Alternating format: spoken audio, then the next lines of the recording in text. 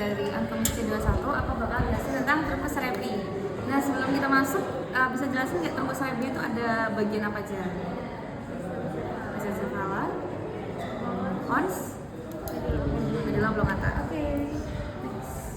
Jadi kalau kalian lihat di anatominya, dia itu kayak batang yang nyambung gitu modelnya, truncus cerebri ini.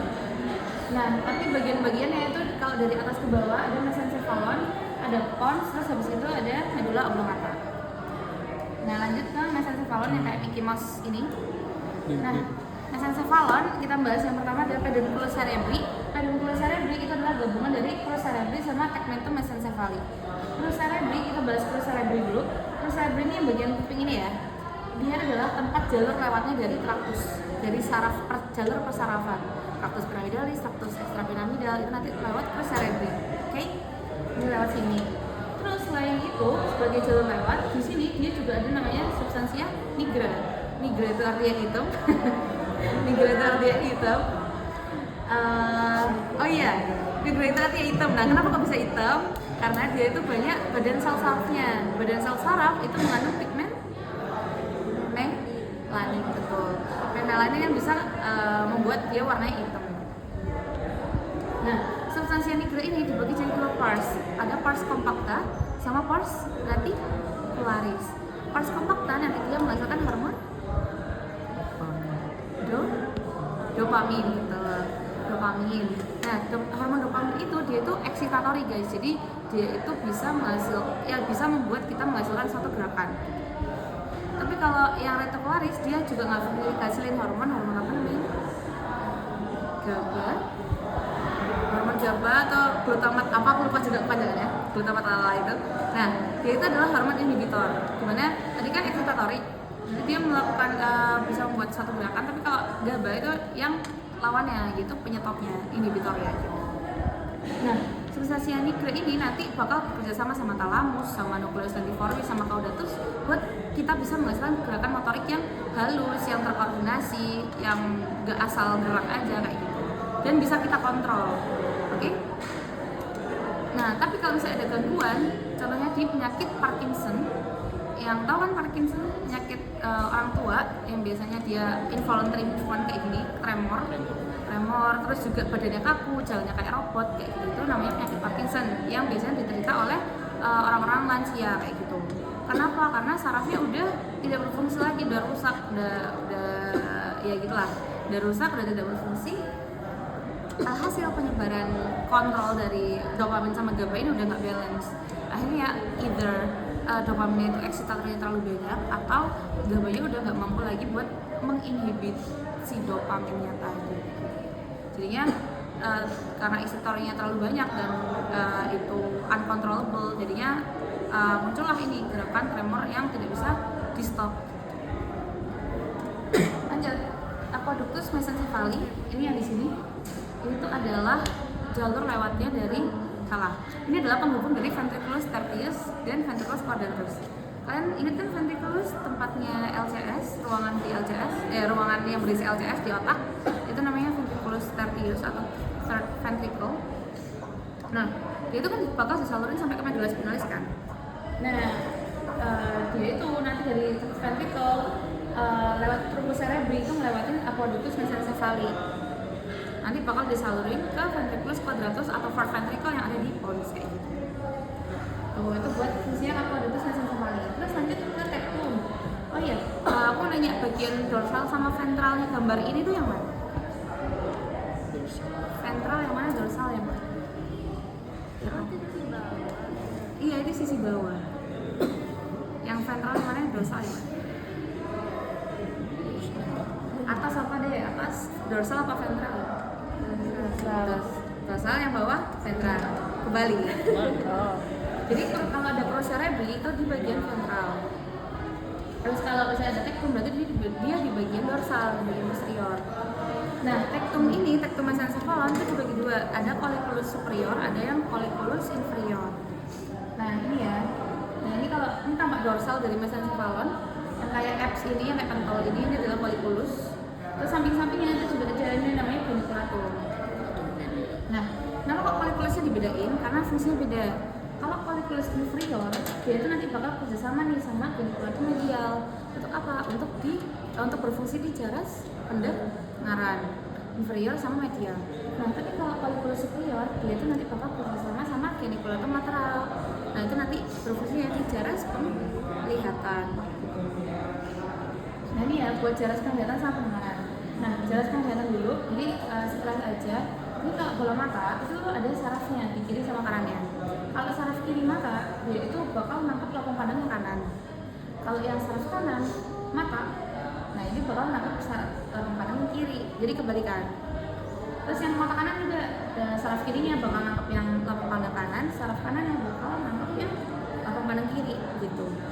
Terus nanti lanjut nih saraf-saraf ini bakal ada yang lurus ke geniculatum lateral, bakal ada yang nyebrang ke kontralateral lewat chiasma opticum. Nah ini juga yang ada yang lanjut, ada yang nyebrang.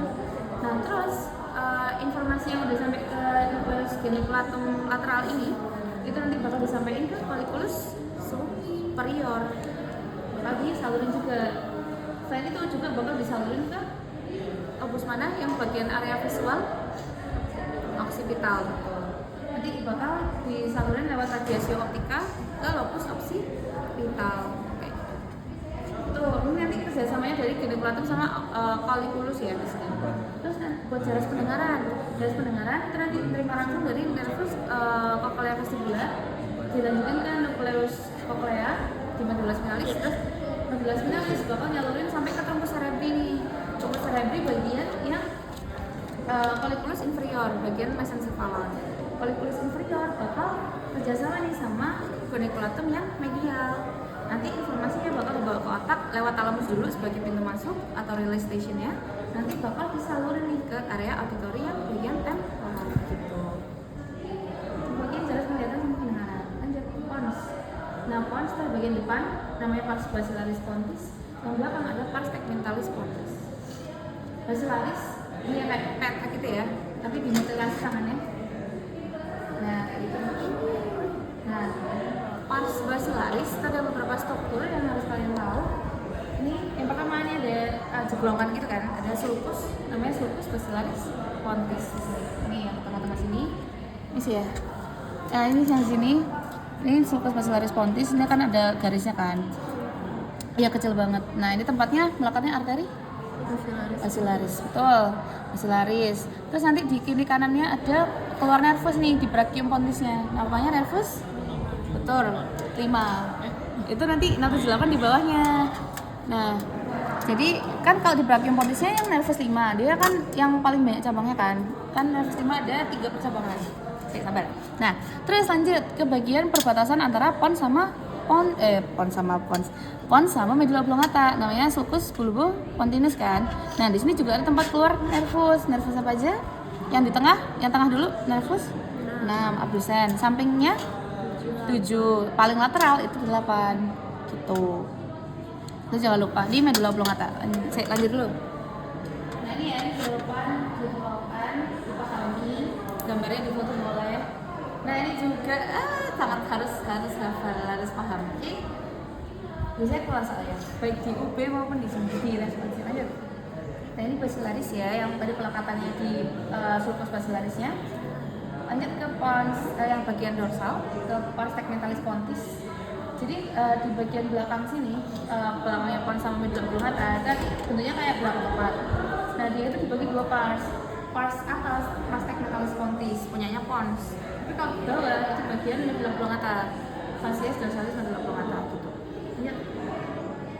Nah di sini yang perlu kalian highlight nih, yang ini ada itu kan ada celah kan, ada sulcus kan di tengah-tengah belakangnya pons, itu namanya sulcus medianus posterior. Terus ada colliculus facialis di mana nanti ada nucleus facialis. Jadi kalau kalian tahu pengantaran saraf kan nggak cuma tali aksonnya doang kan, jalan tolnya doang kan, tapi butuh badan sel, butuh stop stationnya, yaitu adalah nucleus. Nah dari stop stationnya dari facialis tadi, nervus facialis itu adalah nucleus facialis tadi. Itu yang ada di sini di belakang situ. Nah, terus juga ada nih stria medullare, dia itu adalah pembatasnya pons sama medulla oblongata di bagian dorsal. Di dalamnya itu juga ada nucleus vestibularis, nucleus coclearis buat pendengaran. sama keseimbangan. Lanjut. Dan ya letak-letak nukleusnya mungkin bisa dipahami aja lokasinya sama namanya. Lanjut. Next. Nah, apa ini? Oh, ini medulla oblongata. Lanjut. Ini adalah bagian terakhir dari truncus cerebri. Nah, itu ada bagian ventral sama bagian dorsal. Nah, ventral itu adalah kepala petriknya tadi, ya kan? Kepala petriknya bagian dorsal, bagian ventral itu ini ada celah kan di sini, namanya fissura mediana anterior. Dia tempat lewatnya corticus spinalis. Gitu. Nah, ada terus jadilah pendesakan di sampingnya, ada pendesakan penonjolan namanya membentuk iramis. Terus samping itu juga ada penonjolan namanya octiva. Di tengah-tengah octiva sama iramis ada sulcus ventrolateral. Nanti dia artinya di depan samping gitu. Ventrolateral, tempat keluarnya nervus. Nice. Nah, terus yang di belakangnya yang di ini kan sulcus ventrolateral. Ini kan fissura mediana anterior, nih sulcus ventrolateral. Terus belakangnya sulcus posterolateral, ke tempat keluarnya sisanya 9, 10 sama 11 urut ya. 9, 10, 11. Nah, lanjut ke bagian dorsal. Nah, ini yang perlu kalian tahu itu ada beberapa. Ada fasciculus nih. Fasciculus itu nanti bakal menerima rangsang sensorik dari ekstremitas kalian. Jadi misal contoh fasciculus gracilis, dia itu bakal menerima rangsang sensorik dari ekstremitas bawah kalian, dari kaki. Jadi kalau kaki kalian menerima kayak sentuhan, getaran kayak gitu, yang sensorik gitu, bakal disalurin ke medulla spinalis, lanjut sampai ke truncus cerebri kan. Truncus cerebri nanti ketemu di medulla oblongata di fasciculus gracilis, diterimalah sama dia, nanti disalurin ke otak kayak gitu. Terus yang fasciculus cuneatus, tadi kan ekstremitas bawah yang gracilis, berarti cuneatusnya ekstremitas atas, berarti di lengan atau dari lengan atau tangan gitu. Lanjut. Nah, ini bagian dalamnya dari medulla oblongata itu ada nukleusnya. Dan konteks olivarius, dia itu terima rangsang dari spinal cord atau medulla spinalis, terus disalurin ke cerebellum, kerjasamanya sama cerebellum. Terus yang ambiguous itu motoriknya dari 9, 10, 11, terus solitarius itu ada sensoriknya dari 7, 9, 10, terus ada dorsalis nervus vagus sama nucleus nervus subcutaneus itu kalau nggak salah yang motorik. Lanjut vascularisasi, ya circulus Willis ini ya, tolong dihafalkan strukturnya dan dijelaskan lebih lanjut, udah dijelasin sama di vascularisasi kan, nggak usah lagi. Nah, nih nucleus truncus cerebri itu ada beberapa yang aku sebutin tadi, sama ada yang di mesencephalon juga nih. Nah, di mesencephalon tadi itu ada beberapa nukleus, contohnya nukleus oculomotor sama troclear. Nah, itu fungsinya buat apa? Dia itu fungsinya buat pergerakan mata. Jadi nanti rangsangannya disalurin oleh nukleus itu ke mata gitu. Nah, terus ada juga nih namanya nukleus Edinger-Westphal. Nukleus Edinger-Westphal susah ya, yaitu itu buat membuat pupil kita itu bisa bermiosis secara barengan. Jadi kalau misal kalian pemeriksaan mata itu kan misal untuk ini kan kalau pemeriksaan mata kan ini center nih, mata kalau kena cahaya pupilnya bakal mengecil atau miosis kan. Nah, kalau kalian sadar walaupun mata sebelah kalian nggak kena cahaya, tapi dia itu juga ikut miosis. Karena apa? Karena ada nukleus ini, nukleus Edinger-Westphal. Karena dia itu adalah persilangan dari nervus 5 sama 7 kalau nggak salah. Sorry banget, aku lupa. Ya pokoknya gitu.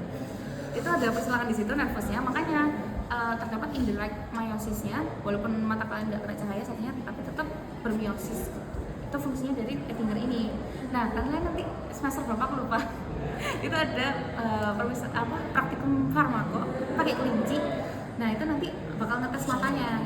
Jadi kalian nutup matanya satu di tengah-tengah gini, untuk gini kelincinya, disinarin lah mata kelincinya. Pasti miosis kan yang disinari. Tapi kelinci itu nggak ada nukleus ini, nukleus Edinger. Makanya dia itu mata satunya bakal tetap midriasis, bakal tetap gending. Itu bedanya struktur kelinci dan kita. Ya iyalah, beda. Ya itu lah. Nah, ini lanjut ke tractus corticus spinalis.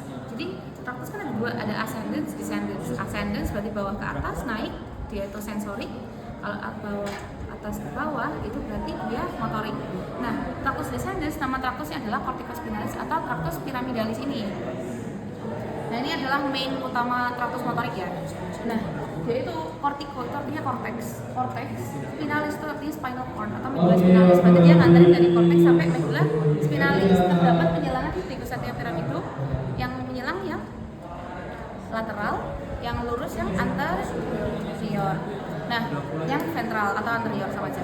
Nah terus yang paling banyak yang anterior itu dikit banget traktusnya, paling banyak itu yang menyilang, yang lateral.